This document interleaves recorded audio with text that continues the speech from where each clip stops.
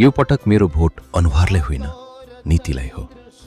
मेरो भोट उसलाई जान्छ जसले व्यापार गर्न अनुमति माग्नुपर्ने देश होइन, अवसर पाउने देश बनाउँछ, जसले उद्यमीलाई अपराधी झैं होइन, राष्ट्र निर्माता झैं व्यवहार गर्छ। मेरो भोट उसलाई जो लगानीकर्तालाई करको डर होइन, कानूनको भरोसा दिन्छ, जो नारा होइन, नीति ल्याउँछ, जो उद्योग खोल्न फाइल धाउनुपर्ने व्यवस्था होइन, एक क्लिकमै प्रक्रिया सकिने नेपाल बनाउँछ।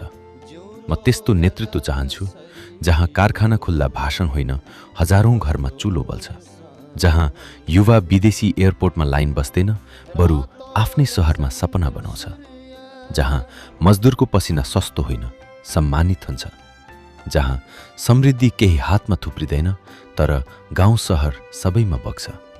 मेरो भोट त्यो नेपालका लागि हो जहाँ अर्थतन्त्र कागजमा होइन, जनताको जीवनमा देखिन्छ।